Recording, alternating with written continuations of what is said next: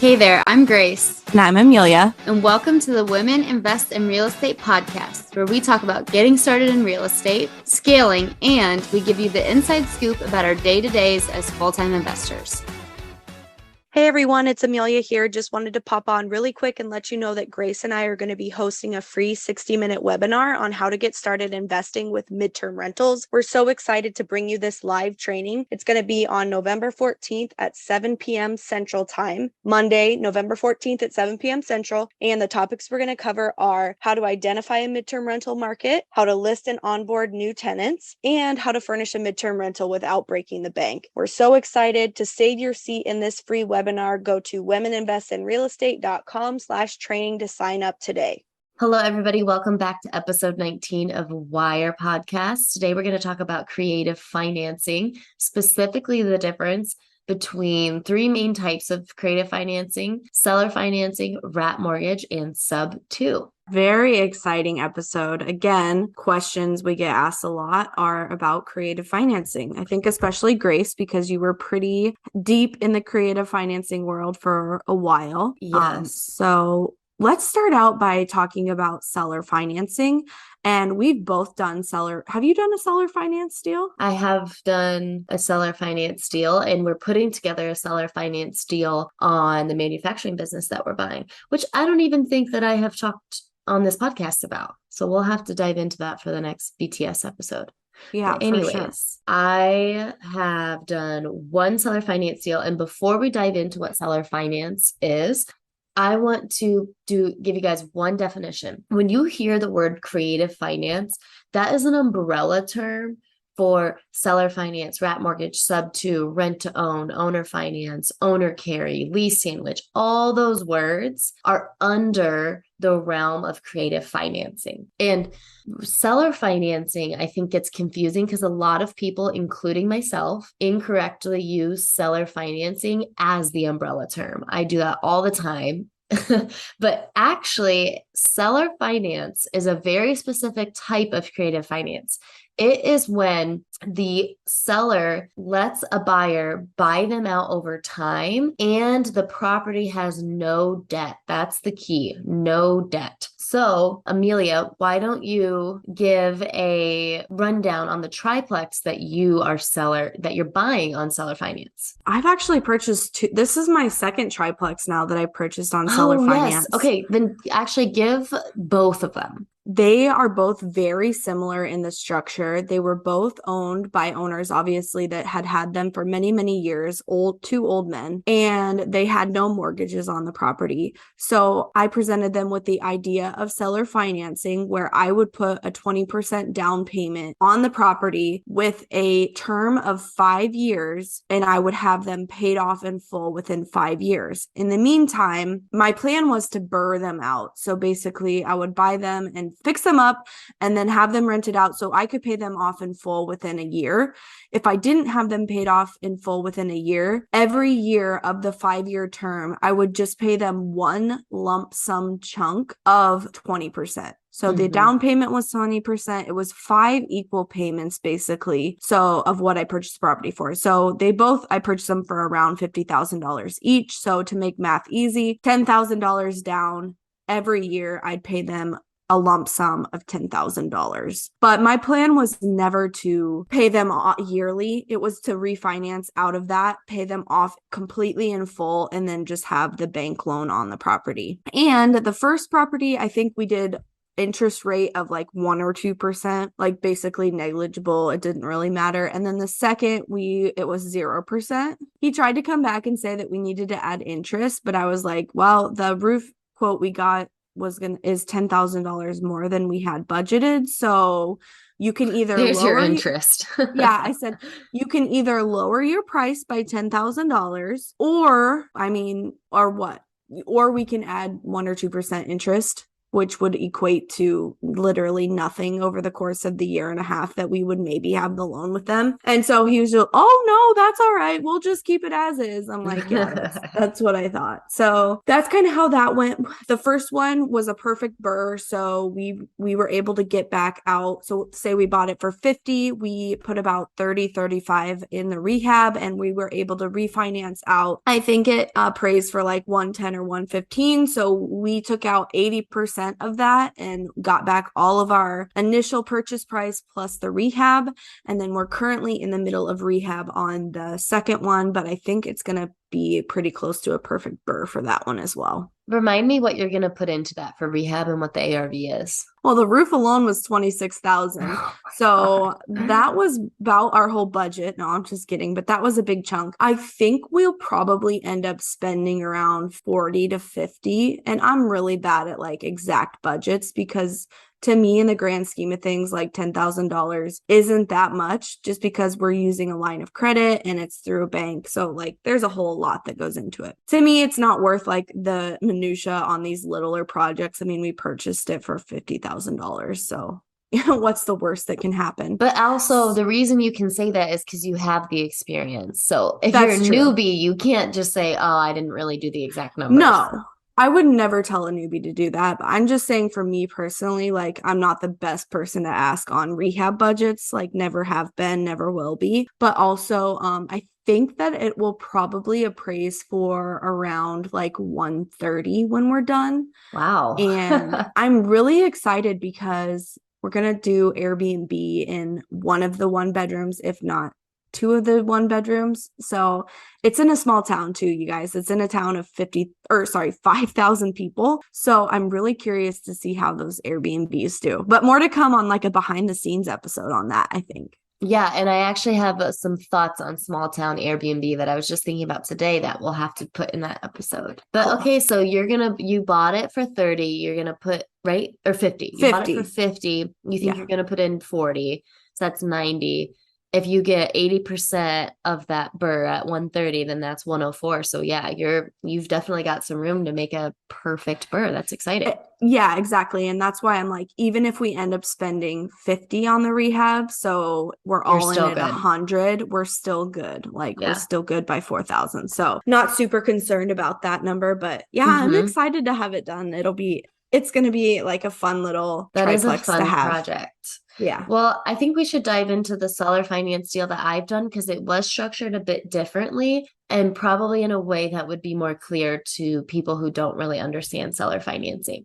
So yeah, so mine's kind of convoluted, but it was unconventional, but it was because I knew that I was immediately going to have it refinanced within a year. So I wasn't so concerned with the terms. So typically with seller financing, you're going to have a down payment, a purchase price, a monthly payment and or interest rate, and then a term length. So one project I did, I bought for $70,000. I put no money down, but I paid for their closing costs so that they didn't have to come out of pocket, the sellers. We negotiated a $300 payment of 0% interest. So it's 100% principal over 10 years. So over 10 years, I think it's $34,000 that I will have paid them, either 36 or 34,000, 36,000. So I'll have 34 grand left at 10 years to pay them off. But in 10 years, that $70,000 property, is going to double or whatever.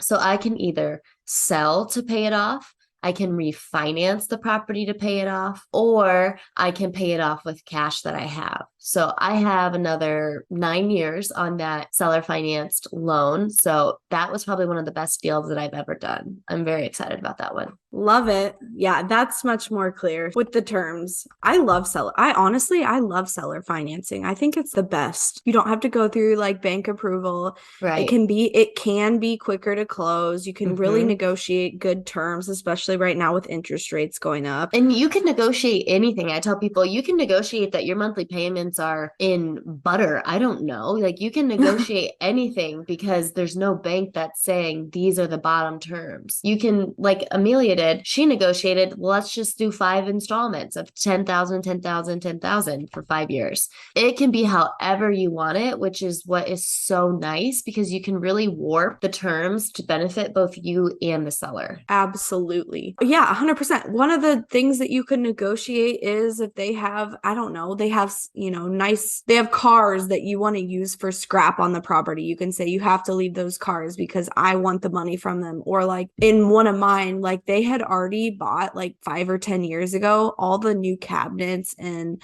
doors and stuff for the property that I purchased. And so I made sure in the negotiations that like that was included in the sale. They had to leave all of that building material. So like you can be super creative with anything in real estate, really. We're going to move on to the second definition strategy of creative financing, which is called a wrap mortgage. And this is also something that both Amelia and I have experience with. So a wrap mortgage is, think of it as a seller finance deal, but there is debt on the property. And you are taking your mortgage and wrapping it around the existing debt. So an example of that would be, I bought a property that had a $95,000 mortgage on it. I bought it for 105. So that 105 mortgage quote wraps around that initial mortgage. And whatever the difference is between the mortgage debt and my purchase price is the equity that the owner has. So just like seller financing, it's going to have a purchase price, a down payment, a monthly payment, and a specific term length. And the only reason I have stumbled into a wrap mortgage is because Grace and I partnered on a deal where we did a wrap mortgage together. And this is a fun story. I think we should tell the story about why this seller was open to a wrap mortgage. Go ahead. Every seller is going to have a different situation. So this was basically my best friend's mom. And she knew that I bought properties, obviously. And I told her like, hey, when you're ready to sell your house, like I'll buy it from you. And so when she was ready to sell, she contacted me, blah, blah, blah. Well, basically, like we wanted to figure out a way to buy it without any money down because the plan was to fix it up and either flip it or burr it or something, we were going to be able to pay her off. So, and the reason why she wanted to sell off market was because she didn't want to have to go through the effort of listing it with a realtor, having people walk through it, cleaning it up, having all pictures of her home online for the world to see. Exactly. And it did need some repairs. So she also knew that like if she sold it on the market, likely they would be asking for certain repairs to be done or whatever the case may be. So she wanted literally the easiest option. And so we presented her with the wrap mortgage option. And I think was our term to pay her back within a year or 2 years? It was 1 year because we initially thought we were going to do a minor flip, like just slap some paint and carpet in. Yes. And so we only needed 1 year to do that. Yes. And which was great for her. And she also didn't really need the money immediately. Like she didn't need the full payment for the property or whatever. So she was good with a 1 year term. Right. This specific lady was actually renting. So she really did not need that equity piece. Right. She was going to move out and she moved out and went and rented an apartment in a bigger city. Yeah. So that's how we worked that deal. We didn't make any extra payments to her. We just paid the mortgage and the insurance. And then we sold it again to a different LLC that I own. And then we paid her off in full. And now I have that property as a rental in my portfolio. Yeah. So at that second sale, that second closing table, that's when that seller got her piece of equity, which I don't know. Was it like 10 grand or 20 grand or something? Yeah, it wasn't very much, but I mean, 10 grand though. I mean, that's not nothing. That's not nothing. I would not be mad if you sent me a 10K check in the mail today, Amelia. So that is where the wrap mortgage comes in, where you come in, you take over their existing debt, you make those payments and possibly payments on top of that to the seller for their equity piece. And then you down the line sell it or keep it or whatever it is. And possibly then that's when the seller gets their equity. So in the situation where we just talked about, we did not make extra payments to the seller for her equity. She got it at the second closing table because we only had a 1 year term. So we basically told her, we'll give you this price, but in 1 year. Exactly. And she was like, sure. And we said, okay, so, and we'll make your mortgage payments until that year. And obviously we bought it. We didn't just make mortgage payments on somebody's house. Like we owned it. Right. But another example I have is where I took over somebody's $95,000 mortgage with a $105,000 mortgage, and I pay her that 10K equity out with $150 payments every month. So once that 150 runs out or totals 10K, those payments will stop. And I still have her initial loan that I'm paying on because we have a 5 or 10-year term. I can't quite remember. Yeah. Hopefully that's not too confusing. It can be a lot. And this is just an introductory episode and give you a little bit of background as to how we've done it so that maybe that helps you understand how you could structure it. And the other thing with both of these two types of deals is there's a lot of attorney paperwork that goes into it, specifically a promissory note and a mortgage. And that brings us to our third and final creative financing strategy that we're going to talk about today. And that is sub 2. And I think sub 2 is probably the most like buzzword of the three that you hear. Like you always hear about sub 2, sub 2.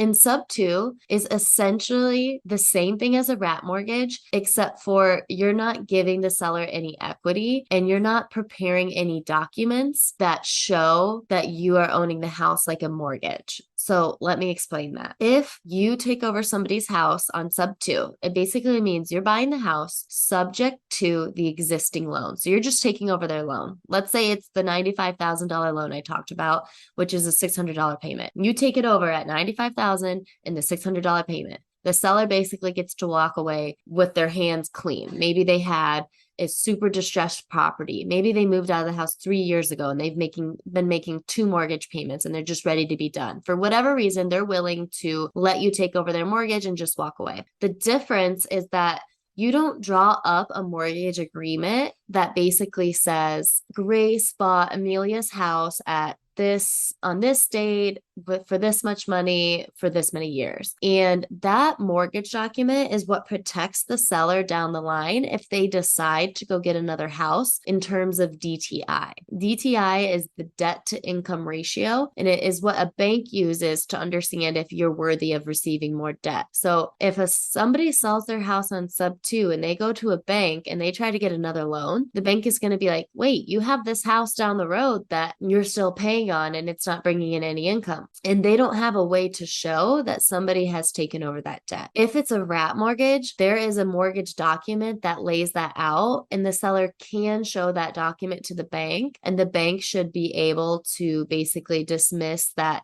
DTI piece. What do you think, Amelia? What do you have to add? That's a lot. I think that's a good, no, that's a really good way to put it. That's really the only difference is that the seller isn't protected with sub 2 for the DTI. Right, because it's subject to the existing mortgage and there's just really no official fancy paperwork laying that out. Yep. And this is a huge buzzword right now, and I really have mixed feelings on it if I'm going to be like completely 100 about it. Yeah. I don't know. It's not a strategy that I am interested in pursuing. Yeah, I think that it's a strategy that can be great for not having to come up with a lot of money out of pocket, but it's really hard to execute on because everybody wants to sell their home now for full price. Nobody wants to wait and do sub 2 in their perfect world. So you face a lot of rejection and have to talk to a lot of people in order to find these types of deals. Yeah, it's harder than it seems. It's harder than some of the people, the gurus, make it seem. Yeah. And so to wrap it up, I'm going to give another quick summary. Creative finance is the umbrella term. Seller finance is when a seller sells a debt-free property and the buyer pays them back over time. A wrap mortgage is the same thing. However, there's an existing piece of debt that the buyer takes over and they pay it back over time. And then sub 2 is the same thing as a wrap mortgage, except for there's no mortgage documents that protect the seller from DTI requirements. How is that, Amelia? Perfecto. Okay, well, we wish you luck. If you ever have any creative financing questions, email us, DM us on Instagram, and we'll try to get back to you. And we wish you luck if you're trying to find a creative finance deal out there. Bye, guys. Thanks so much for tuning in. If you loved today's episode, please leave us a 5-star review wherever you listen to your podcasts. And don't forget to check us out and join our community at womeninvestinrealestate.com and follow us on Instagram at WIIRE with 2 eyes.community.